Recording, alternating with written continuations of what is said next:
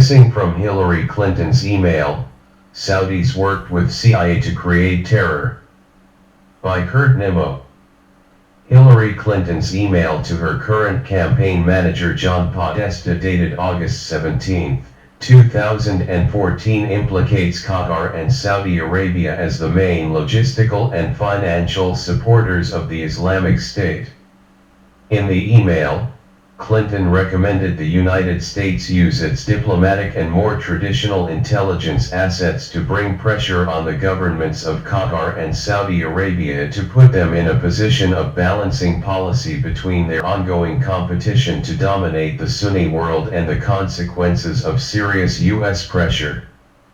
Secretary of State Clinton's proposal appears to be a reaction to growing awareness of the role Gulf monarchies have played in supporting and funding not only the Islamic State and al-Nusra but a constellation of jihadi groups in the Middle East. Left unmentioned by Clinton is the fact the United States under a number of administrations has worked closely with the Gulf monarchies to spread Sunni Wahhabism across the Muslim world. The financial elite in the West played a direct role in the spread of Wahhabism. In 1976, Saudi Prince Mohammed Al Faisal established the Faisal Islamic Bank of Egypt, FIBE. Several of founding members were leading members of the Muslim Brotherhood, including the blind Sheikh, Sheikh Omar Abdul Rahman, implicated and in the first World Trade Center bombing in February 1993. The Muslim Brotherhood became an MI6 and later a CIA asset during the covert war and assassination plot against the nationalist pan-Arab leader in Egypt, Gamal Abdel Nasser. FIBE and the rise of Islamic banking following the dramatic increase in oil prices in 1973 are closely associated with neoliberal financial policies and the philosophy of the Chicago School of Economics and the monetary prescriptions of the International Monetary Fund. FIBE worked closely with the infamous Bank of Credit and Commerce International, BCCI, a renegade bank used to fund covert terrorist activity and launder money, sell illegal weapons, and facilitate the international drug trade. After BCCI crashed and burned in 1991, investigators discovered it held $589 million in unrecorded deposits, $245 million of which were placed with FIBE. BCCI consisted of a complex alliance of intelligence agencies, multinational corporations, weapons dealers, drug traffickers, terrorists, global bankers, and high-ranking government officials, writes David DeGraw. The Muslim Brotherhood also established the Al-Taqwa Bank in 1988. It funded radical Wahhabi groups, including Al-Qaeda. The bank was associated with the late Said Ramadan, one of the Muslim Brotherhood's top leaders. Ramadan was the son-in-law of Hassan al-Banna, the founder of the Muslim Brotherhood. He also helped the Saudi monarchy establish the Muslim World League in 1962.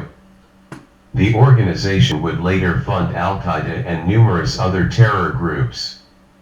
Declassified Swiss documents from the 1960s reveal Ramadan was an asset of the CIA and British intelligence.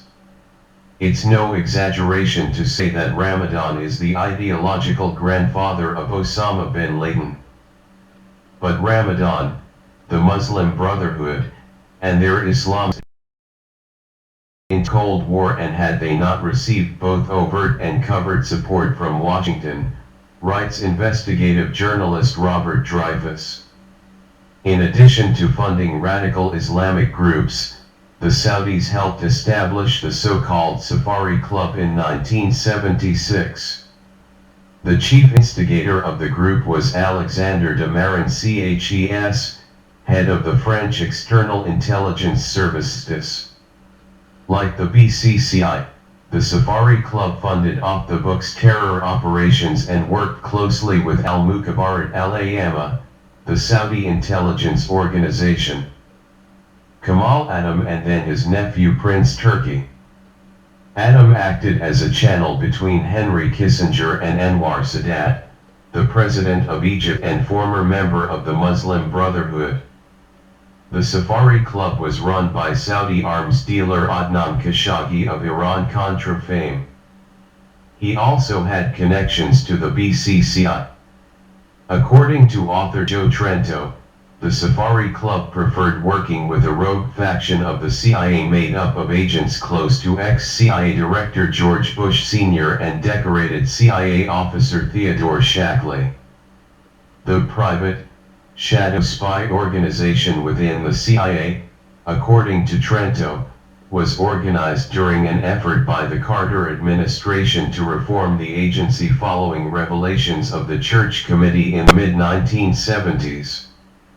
See Peter Dale Scott's The Road to 9/11's, Wealth, Empire, and the Future of America. Bush cemented strong relations with the intelligence services of both Saudi Arabia and the Shah of Iran. He worked closely with Kamal Adam, the head of Saudi intelligence, brother-in-law of King Faisal and an early BCCI insider, Scott writes. During a May 1979 meeting of the globalist Bilderberg Group, the British historian Bernard Lewis presented a British-American strategy which endorsed the radical Muslim Brotherhood movement behind Iran's Khomeini, in order to promote Balkanization of the entire Muslim Near East along tribal and religious lines.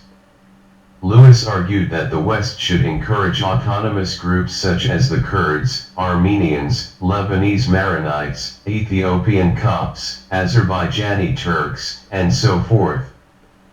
The chaos would spread in what he termed an arc of crisis, which would spill over into the Muslim regions of the Soviet Union. London, Pluto Press, 2004. Page 172. The previous year the CIA began training Islamic militants in Pakistan as part of an effort to destabilize neighboring Afghanistan and draw in the Soviet Union. Robert Gates, who would become CIA Director and later Secretary of Defense under Obama, recalled a meeting held on March 30, 1979 where Under-Secretary of Defense Walter Slocumbe proposed sucking the Soviets into a Vietnamese quagmire. President Carter formally approved covert aid to the CIA-supported Afghan Mujahideen in July.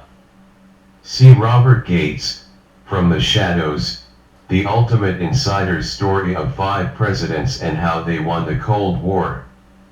New York, Simon & Schuster, 2007, page 145.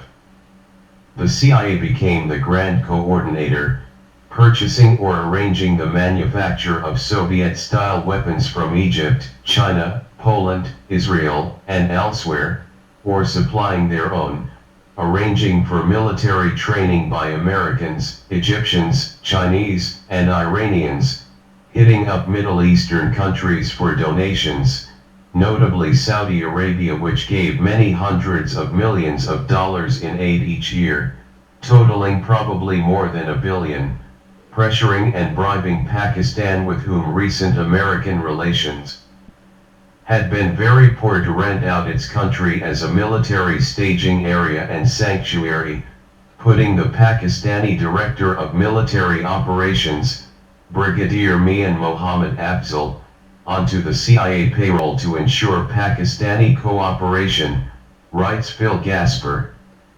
According to Dreyfus, America's alliance with the Afghan Islamists long predated the Soviet invasion of Afghanistan in 1979 and had its roots in CIA activity in Afghanistan in the 1960s and in the early and mid-1970s.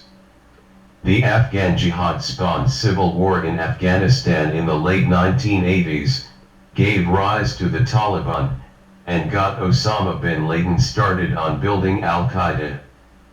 The line between radical Islam in Afghanistan in the 1980s and the Islamic State remains unbroken. There is a direct correlation between Al-Qaeda in Afghanistan, Al-Qaeda in Iraq, AQI, and the Islamic State in Iraq.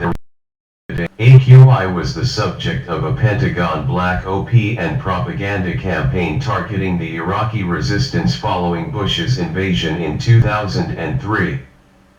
Hillary Clinton's email makes it appear the Saudi monarchy is primarily responsible for the logistical and financial support of the Islamic State. In fact, the Islamic State is not the monolithic threat it is portrayed as by the government and its media. It is a loose confederation of jihadi groups sharing a similar ideology based in Saudi Wahhabism. Many of those groups are now receiving direct financial and military support from Saudi Arabia, Qatar, the United States, and others. As Secretary of State, Clinton spearheaded an effort to arm and train moderate Syrian jihadists and overthrow the government of Bashar al-Assad. After Obama authorized the CIA effort to train and arm the jihadists in 2013, the agency used Saudi money to finance the project. The New York Times noted in January, in addition to Saudi Arabia's vast oil reserves and role as the spiritual anchor of the Sunni Muslim world, the long intelligence relationship helps explain why the United States has been reluctant to openly criticize Saudi Arabia for its human rights abuses, its treatment of women, and its support for the extreme strain of Islam, Wahhabism, that has inspired many of the very terrorist groups the United States is fighting.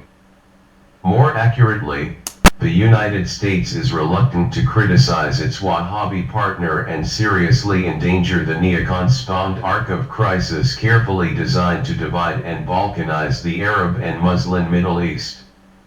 Hillary Clinton clarified the objective in an email dated November 30, 2015. The best way to help Israel deal with Iran's growing nuclear capability is to help the people of Syria overthrow the regime of Bashar Assad, Clinton writes. Bringing down Assad would not only be a massive boon to Israel's security, it would also ease Israel's understandable fear of losing its nuclear monopoly.